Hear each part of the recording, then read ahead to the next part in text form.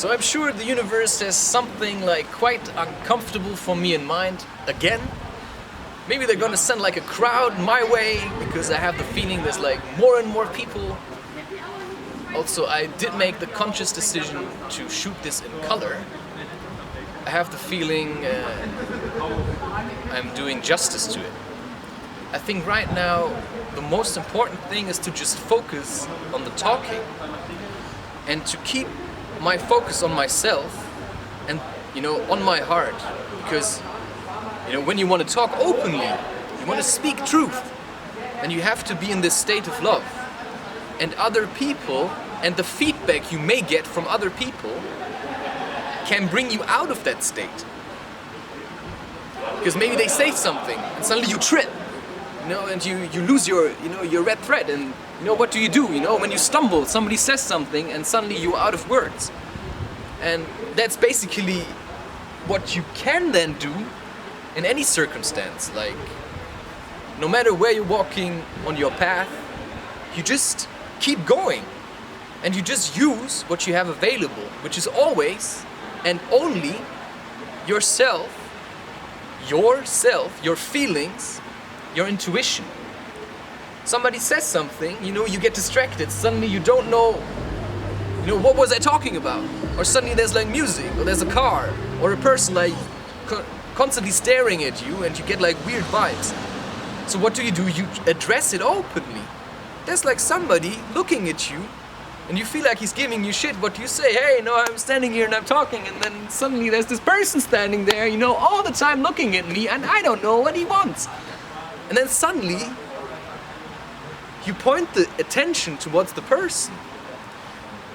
But it's not only with people, it's also with your feeling, right? So if you're doing a podcast, or any kind of show, or whatever you're doing, just be honest and talk about your feelings. Don't get angry at the people or at anyone, because they're just trying you, they're just testing you. And if you get angry, you lost it. That's just how it is. That's how the game is played. If you get angry, you lost it. Never lower yourself onto the level of the ignorant, because they're trying to get you out of your comfort zone. And of course, that's what they then manage. So what do? You say to them, hey, that really hurt my feelings, but it's okay, I'm just gonna continue anyway. And now there's a car driving past, so I had to check that he's not killing my camera. But yeah, I think it's just the hard part in general. And also what led me today, because I didn't really know I was going to do this. And I didn't know what I would be feeling. I had no idea that I would feel such an amount of stress or fear in general. But the thing is, if you've once confronted a specific fear and you did so consciously, that fear kind of leaves you, and then you know how to deal with it. Because of course it's a new situation and you didn't know what to do, and then you do it anyway. And maybe some people walk past and they give you the thumbs up, and maybe some people, they show you the middle finger, but that's also okay. So whatever you're doing, it's just about to continue to do it. And yes, you stumble, you get up, you continue. And that's probably a skill which I have honed during slacklining. Because you fall, what do? You feel miserable? No. You get back up there and try it again. And then you set yourself a goal. Okay, I want to walk until the end of the line. Today, that's my goal. Or maybe I want to make like 5 steps. Or whatever you want to do. You set yourself a goal and you're trying to reach it. Maybe as comfortably as you can, but not too comfortable, because it's uncomfortable anyway.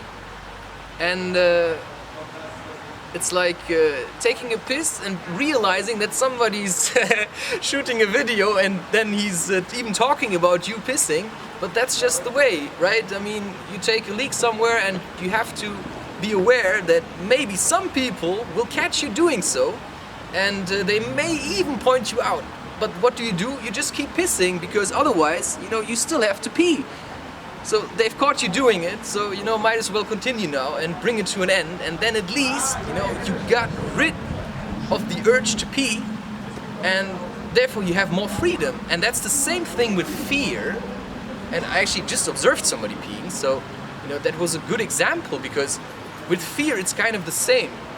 You have that pressure inside of you, and once you confront the fear and you let it out, and you've seen its face, it's a coward anyway, and when you're courageous, the fear leaves. And then it's okay suddenly, and you realize, what was I afraid of, I just actually had to go and do it. And of course, in the moment you feel like heart pumping and stuff like this, but it's actually adrenaline, it's what makes you feel alive. It's what riles you up.